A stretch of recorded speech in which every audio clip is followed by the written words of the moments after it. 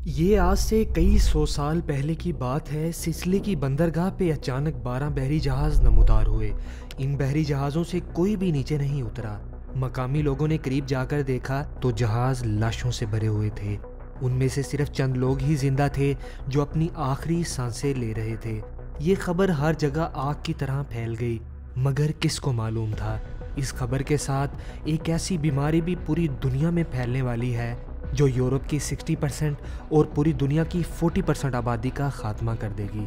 जी बिल्कुल, अक्टूबर 1347 को सिसिली की मेसीना पोर्ट से शुरू होने वाली इस बीमारी को बबोनिक प्लेग या ब्लैक डेथ के नाम से जाना जाता है। तारीख के इस खतरनाक तरीन पेंडेमिक का आगाज़ ऐसे होता है जब बहरी जहाज़ों में मौजूद लोगों को देखा गया। उनकी बॉडी पे ब्लैक बॉयल्स थे जिनसे ब्लड और पस बह रही थी। ये प्लेग यानी ताउन जैसी डिजीज़ थी जो खांसी करने, छूने और करीब जाने से दूसरे इंसान में मुंतकिल हो जाती। कई रिसर्चर्स ने यह दावा किया कि इस बीमारी के ओरिजिनेटेड और कैरियर्स रैट्स और फ्लीज थे और इस बीमारी का असल ओरिजिन चाइना था। इस डिजीज़ ने हर दिन के साथ हज़ारों लोगों को अपनी लपेट में लेना शुरू कर दिया। लोगों के जिस्म पे बॉयल्स निकलते, इसके साथ बुखार चढ़ता, साथ ही ब्लड वॉमिटिंग होना शुरू हो जाती। इसके बाद 3 से 8 दिनों में डेथ हो जाती। ये डिजीज़ ख़तरनाक तो थी, मगर इसको कंट्रोल क्यों नहीं किया जा सका? चलिए इसकी वजूहात जानते हैं। चूँकि तब यूरोप ने प्रोग्रेस नहीं की थी तो तब के तबीब नीम हकीम का रोल अदा करने लगे। कभी बॉयल्स पे गर्म दांत लगाई जाती और कभी उस हिस्से को ही काट दिया जाता। इसका नतीजा ये हुआ कि लोग सेहतयाब होने की बजाय मज़ीद मौत की तरफ जाने लगे।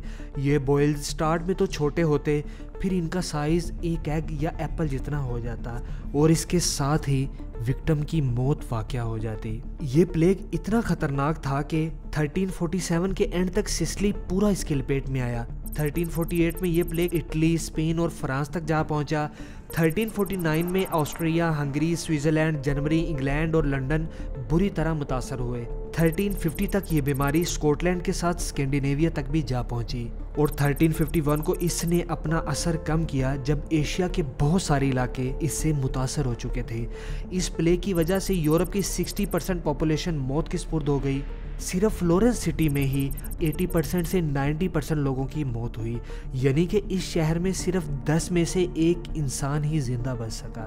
तब दुनिया की टोटल पॉपुलेशन तकरीबन 500 मिलियन के लगभग थी और रिपोर्ट से ये भी पता चलता है कि पूरी दुनिया की 30 से 40% पॉपुलेशन इस प्लेग की वजह से मारी गई और एक अंदाजे के मुताबिक ये अमवात 150 से 200 मिलियन तक बनती हैं। इस प्लेग ने यूरोप की सोशल लाइफ पे भी काफ़ी अजीब और हैरान कुन असरात डाले। जब बीमारी रुकने का नाम नहीं ले रही थी तो कुछ लोगों ने कहा कि खुदावंद हमसे नाराज़ है और वो गलियों में जाके अपने आप को पीटने लगे।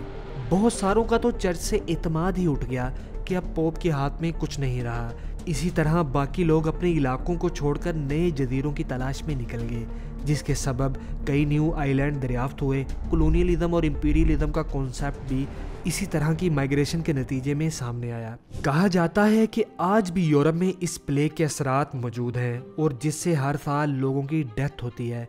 चूँकि अब साइंस ने बहुत तरक्की कर ली है तो इसे टाइमली काबू कर लिया जाता है और रिसर्चर्स ने इसे यर्सीनिया पेस्टस नाम दिया है, जिसे हम बबोनिक प्लेग या ब्लैक डेथ के नाम से जानते हैं। हमें उम्मीद है एस्ट्रोफी की इन्फॉर्मेशन से भरी वीडियोस आपके नॉलेज में ज़रूर इजाफा करती होंगी।